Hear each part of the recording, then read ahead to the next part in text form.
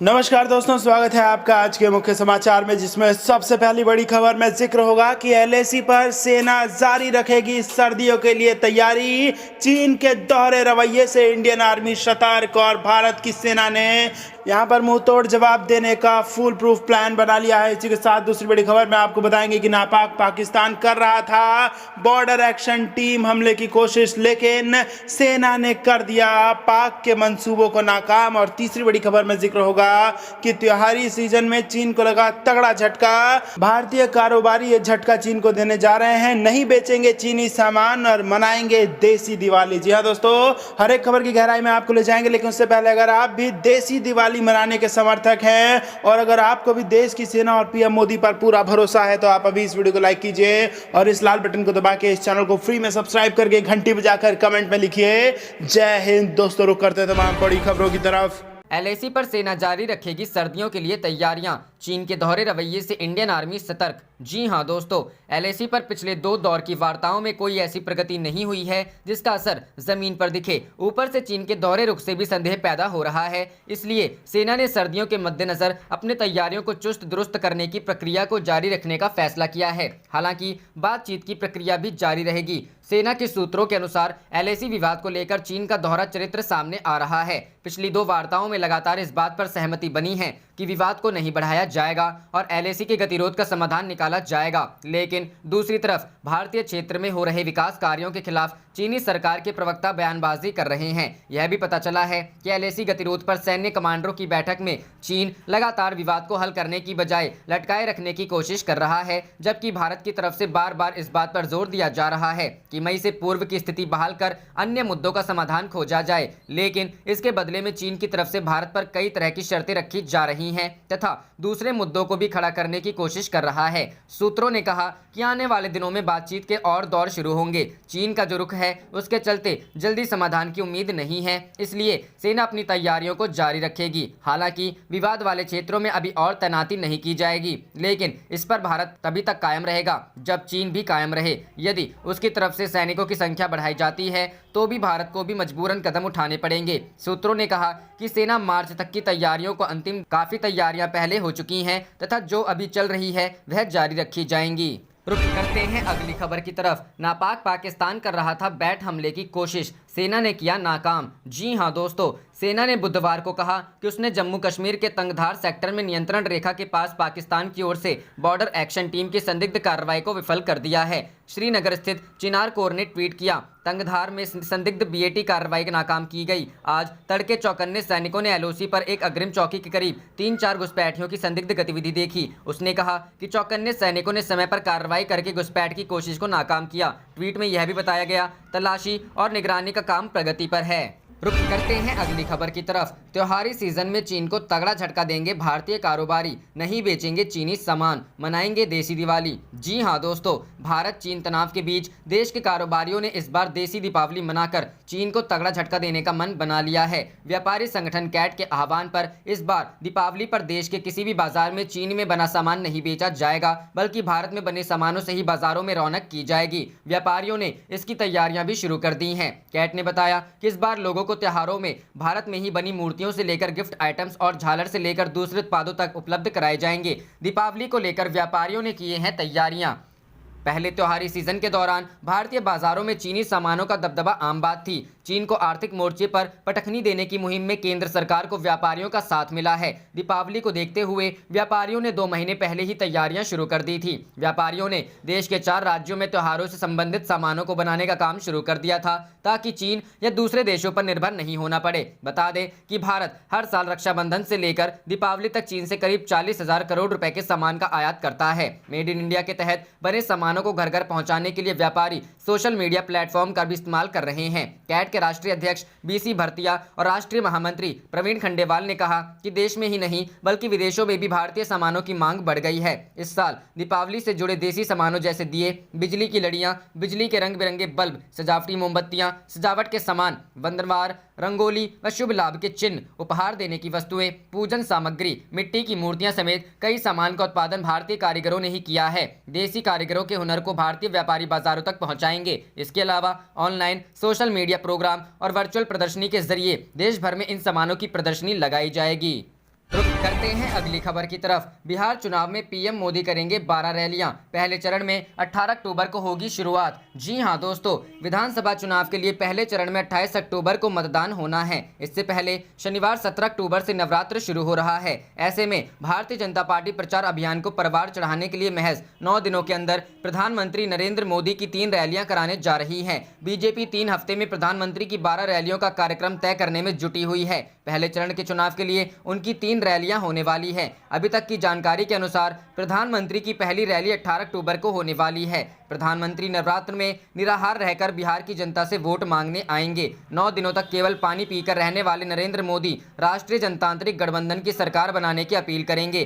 फिलवक्त BJP ने 2 से 3 दिनों के अंतराल पर नरेंद्र मोदी की एक रैली का कार्यक्रम तय किया है। इस बीच गृह मंत्री अमित शाह, रक्षा मंत्री राजनाथ सिंह और उत्तर प्रदेश के मुख्यमंत्री योगी आदित्यनाथ के अलावा केंद्रीय मंत्री स्मृति ईरानी जैसे स्टार प्रचारक चुनाव अभियान को परवान चढ़ाएंगे। रुख करते हैं अगली खबर की तरफ। चीन के सहारे FATF में ब्लैक लिस्टेड होने से बचने की कोशिश में पाकिस्तान, भारत हर मंच पर कर रहा है बेनकाब। जी हां दोस्तों, आतंकियों को पनाह देने वाला Pakistan financial action task force की काली सूची में आने से बचने के लिए पूरा जोर लगा रहा है। चीन के अलावा उसने उन देशों को साधने की कवायद शुरू की है जो FATF में इसके कारनामों पर पर्दा डाल सके। हालांकि भारत भी पाकिस्तान को लगभग हर मंच पर बेनकाब कर रहा है। पाकिस्तान की पोल खोलने के लिए और उसकी दिखावटी कार्रवाई से भारत ने अमेरिका सहित अन्य प्रभावी देशों को आगाह किया है। पाकिस्तानी विदेश मंत्री शाह महमूद कुरैशी ने FATF की क्षेत्रीय इकाई एशिया पैसिफिक ग्रुप की बैठक के बाद तुर्की, मलेशिया और सऊदी अरब के विदेश मंत्रियों से बातचीत की है। माना जा रहा है कि ये बातचीत FATF को लेकर हुई है, जहां उसको आतंक पर कार्रवाई को लेकर सवालों का जवाब देना है। 21 अक्टूबर से 23 अक्टूबर के बीच पेरिस में FATF की वर्चुअल रिव्यू मीटिंग होनी है। इस दौरान पाकिस्तान को लेकर भी चर्चा होगी। माना जा रहा है कि सदस्य देशों में अगर सहमति बन जाती है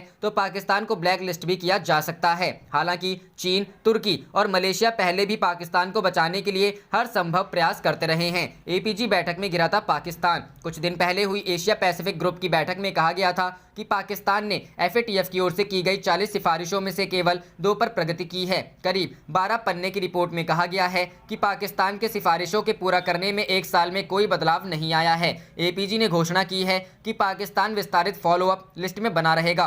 पाकिस्तान को 40 सुझावों को लागू करने की दिशा में किए गए प्रयासों की रिपोर्ट देनी होगी। रुख करते हैं अगली खबर की तरफ।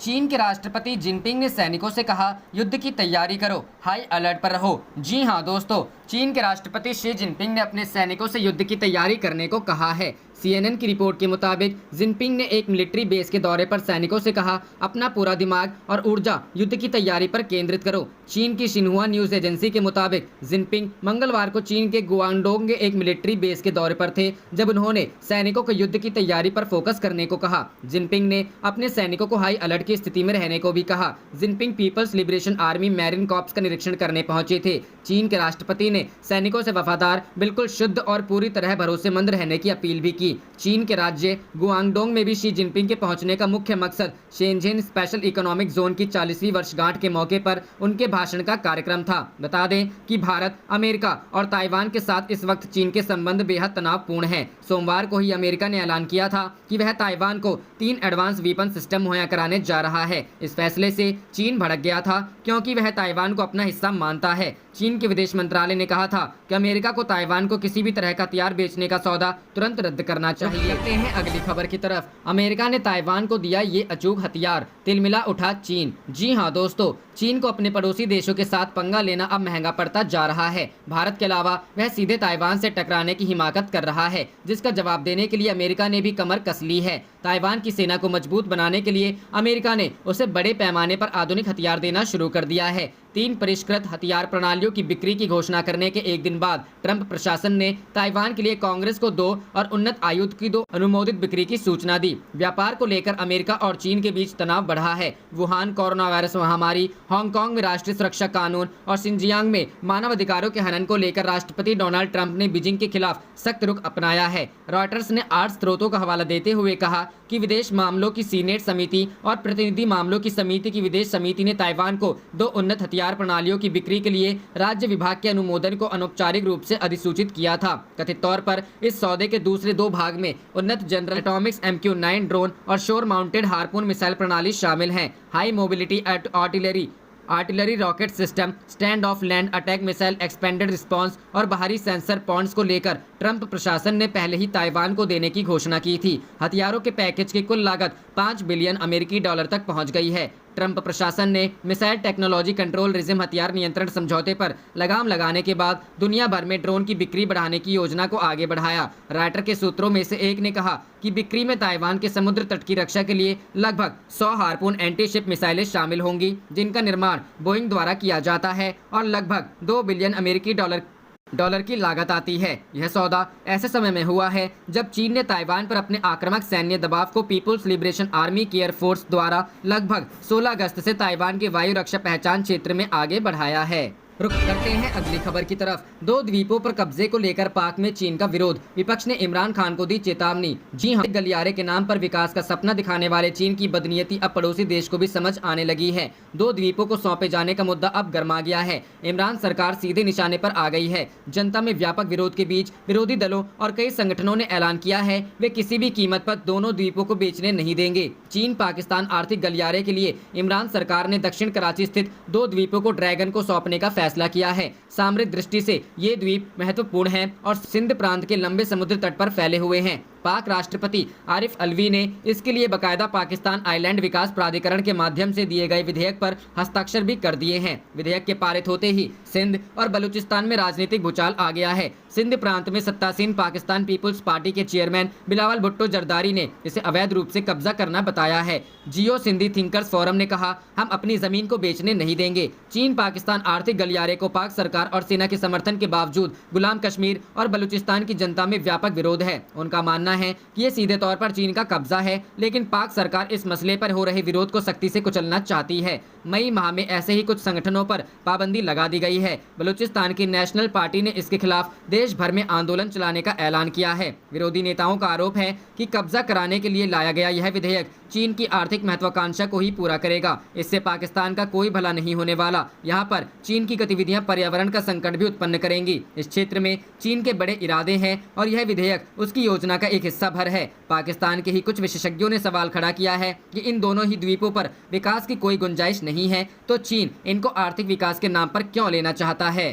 रुख करते हैं अगली खबर की तरफ। भारत के इन 2 देशों से बढ़ी नजदीकी, पाकिस्तान और चीन के उड़े होश। जी हां दोस्तों, भारत की शक्ति हर दिन बढ़ रही है। उसकी बढ़ती ताकत देखकर पाकिस्तान और चीन बुरी तरह घबराए हुए हैं। पाकिस्तान को लगता था कि मुस्लिम देशों की ताकत से वो हिंदुस्तान को डरा लेगा, लेकिन इजराइल और यूएई की दोस्ती से भारत यूएई के और करीब आ गया है। पाकिस्तान इस बात से परेशान है, जिस देश के कर्जे से वो अपना देश चलाता था, वो देश अब भारत का पक्का दोस्त बन गया है। इजराइल यूएई की गहराती दोस्ती और भारत के साथ इन दोनों के अच्छे संबंधों ने पाकिस्तान के दिल में कुलबुलाहट पैदा कर दी है। उधर अमेरिका, जापान और ऑस्ट्रेलिया के साथ भारत का क्वाड वैसे ही चीन की गले की फांस बना हुआ है। चीन और पाकिस्तान को समझ नहीं आ रहा है कि भारत की शक्ति हर दिन बढ़ती कैसे जा रही है। पाकिस्तान के लिए खतरे की घंटी। 15 सितंबर को इजराइल और यूएई की दोस्ती पाकिस्तान की आंखों में चुभ गई थी। अब इजराइल के राजदूत रॉन मल्का ने पाकिस्तान के जले में नमक छिड़क दिया है। इजरायली राजदूत रॉन ने भारत, इजराइल और यूएई के बीच त्रिपक्षीय संबंधों की बात कह दी है। ये बात इमरान को त्रिशूल की तरह चुभ रही है। रॉन ने भारत, इजराइल और यूएई को साथ आने की अपील की है। दरअसल भारत और इजराइल कितने अच्छे दोस्त हैं ये पूरी दुनिया जानती है। भारत और इजराइल के बीच रक्षा और तकनीक संबंधी सौदे भी होते हैं। दूसरी ओर यूएई के साथ भारत के अच्छे व्यापारिक संबंध हैं। ऐसे में इजराइल, यूएई और भारत साथ आ गए तो ये पाकिस्तान के लिए एक खतरे की घंटी होगी। अरब देशों में यूएई को सुपर पावर की तरह देखा जाता है। हाल फिलहाल के दिनों में उसके भारत से संबंध भी बेहतर हुए हैं। संबंधों की मजबूती का अंदाजा इसी बात से लगाया जा सकता है कि 370 के मसले पर पाकिस्तान के सवालों पर यूएई ने उसे भारत का आंतरिक मसला बताया था। सिर्फ यही नहीं, भारत के खिलाफ पाकिस्तानी बयानबाजी को देखते हुए यूएई ने उससे अपना $1 अरब का कर्ज वापस मांग लिया था। उस वक्त भी पाकिस्तान बेहतर समझ गया था कि ये भारत यूएई के संबंधों का नतीजा है। मुस्लिम देशों के बीच पाकिस्तान की पहचान एक न्यूक्लियर शक्ति वाले देश के तौर पर है। ऐसे में उसका ओहदा उनके बीच भले ही कम ना हो, लेकिन इजराइल, यूएई और भारत के बीच दोस्ती पाकिस्तान के भविष्य के लिए ठीक नहीं और यूएई की दोस्ती से मुस्लिम देशों में भारत और इजराइल की छवि भी बदलेगी। रुख करते हैं अगली खबर की तरफ। 22 अक्टूबर को कोलकाता में दुर्गा पूजा कार्यक्रम में शामिल हो सकते हैं पीएम मोदी। जी हां दोस्तों, नवरात्रि के मौके पर प्रधानमंत्री नरेंद्र मोदी कोलकाता के सब लोग दुर्गा पूजा पंडाल में पूजा करने जा सकते हैं। सूत्रों से मिली जानकारी के मुताबिक प्रधानमंत्री 22 अक्टूबर को पूजा करेंगे। फिलहाल ये तय होना बाकी है कि पीएम स्वयं कोलकाता जाते हैं या कोरोना के चलते वर्चुअल पूजा कार्यक्रम में शामिल होते हैं। वहीं पश्चिम बंगाल की जनता के बीच सीधी पैठ बनाने के इरादे से भारतीय जनता पार्टी के राष्ट्रीय अध्यक्ष जेपी नड्डा भी 19 अक्टूबर को सिलीगुड़ी में दुर्गा पूजा में शामिल होने जा रहे हैं। इससे पहले 17 अक्टूबर को गृह मंत्री अमित शाह इस कार्यक्रम में जाने वाले थे, लेकिन अहमदाबाद प्रवास के चलते उनका बंगाल दौरा रद्द हो गया है। अब उनकी जगह जेपी नड्डा ने जाने का फैसला किया है। गौरतलब है कि प्रधानमंत्री नरेंद्र मोदी नवरात्रि के दौरान 9 दिन का व्रत रखते हैं। 17 अक्टूबर से नवरात्रि शुरू हो रही है। पश्चिम बंगाल में नवरात्रि बड़े ही धूमधाम से मनाया जाता है, या ये कहें कि बंगाल में दुर्गा पूजा का आयोजन सबसे बड़े पैमाने पर होता है। दुर्गा पूजा में बीजेपी बढ़ चढ़कर हिस्सा लेती है। बीजेपी पूजा पंडाल के जरिए सीधे जनता से रूबरू होती है और पंडाल के बीच पैठ बनाने का सबसे बड़ा हथियार दुर्गा पूजा को मान रही है। यही कारण है कि बीजेपी की राज्य इकाई ने प्रधानमंत्री नरेंद्र मोदी को दुर्गा पूजा में शामिल होने के लिए आमंत्रित किया है। रुख करते हैं अगली खबर की तरफ। तिब्बत और शिनजियांग ही नहीं बल्कि कई टुकड़ों में टूट सकता है चीन। जी हां दोस्तों, चीन हमेशा से कश्मीर के मसले पर पाकिस्तान के साथ खड़ा रहा है और ड्रैगन से दोस्ती बढ़ाने के लिए पाकिस्तान ने अक्साई चीन से सटा गिलगिट बाल्टिस्तान का एक हिस्सा चीन को दे दिया। अक्साई चीन भारत का वो हिस्सा है जिस पर विस्तारवादी चीन ने 1950 के दशक में कब्जा कर लिया और 1962 की जंग के बाद उस पर पकड़ और मजबूत कर ली। साल 1950-51 के बीच तिब्बत पर कब्जा करने के बाद ड्रैगन लगातार कश्मीर को अस्थिर करने की साजिश कर रहा है। लेकिन चाहे वो तिब्बत हो या शिनजियांग या फिर इनर मंगोलिया, चीन ताकत के बल पर इन इलाकों में विद्रोह की आवाज दबा तो देता है, लेकिन ये आवाज बढ़ी तो चीन के कई टुकड़े हो सकते हैं और इनमें सबसे ताकतवर आवाज होगी तिब्बत की। 29-30 अगस्त 2020 यही वो दिन था जब लद्दाख के चुशुल सेक्टर में स्पेशल फ्रंटियर फोर्स की मदद से भारतीय सेना ने अहम चोटियों को अपने कब्जे में ले लिया। पैंगोंग लेक के दक्षिणी किनारे पर सामरिक दृष्टिकोण से अहम ब्लैक टॉप जैसी पहाड़ियों पर अपने पैर जमा लिए। चीन को बैकफुट पर धकेलने वाले इस ऑपरेशन में स्पेशल फ्रंटियर फोर्स के कंपनी लीडर और तिब्बती सैनिक नीमा तेंजिन की जान चली गई। वहीं स्पेशल फ्रंटियर फोर्स जिसे देखते ही ड्रैगन आर्मी अपना रास्ता बदल लेती है, जिसमें शामिल होने वाले तिब्बती युवा का एक ही मकसद होता है, चीन से बदला, ड्रैगन से तिब्बत की आज़ादी। रुख करते हैं अगली खबर की तरफ। भारत ने लद्दाख में जारी विवाद के लिए चीन के नए बहाने को कर दिया खारिज, गिनाए ये 3 कारण। जी हां दोस्तों, भारत ने चीन के उस दावे को खारिज कर दिया है कि जिसमें ड्रैगन ने कहा कि 3488 किलोमीटर लंबी वास्तविक नियंत्रण रेखा पर बुनियादी ढांचों को अपग्रेड करने के कारण दोनों देशों के बीच तनाव की स्थिति बनी हुई है। भारत ने कहा है कि पीपुल्स लिबरेशन आर्मी पहले से ही वहां मौजूद है और सीमा के उस पार सड़कों और संचार नेटवर्क का निर्माण जारी है। एक वरिष्ठ अधिकारी ने कहा, पहले रक्षा मंत्री राजनाथ सिंह द्वारा सोमवार को उद्घाटन आवाजाही और सैन्य रसद पहुंचाने में मदद करेंगे। दूसरा, चीन ने कभी भी चल रही सैन्य कूटनीतिक वार्ता में भारत के इंफ्रास्ट्रक्चर अपग्रेड के मुद्दे को नहीं उठाया है। तीसरा, एलएसी के करीब सड़क, पुल, optical fibre, solar heated huts और मिसाइल तैनात के बारे में पीएलए का क्या कहना है। उन्होंने कहा कि भारत केवल एलएसी के किनारे पर ही कोई निर्माण कर रहा है और इसके लिए हमें चीनी अनुमति की आवश्यकता नहीं है। सैन्य कमांडरों के अनुसार पीएलए ने गोगरा हॉट स्प्रिंग्स में सुरक्षित संचार के लिए ऑप्टिकल फाइबर खींचा है।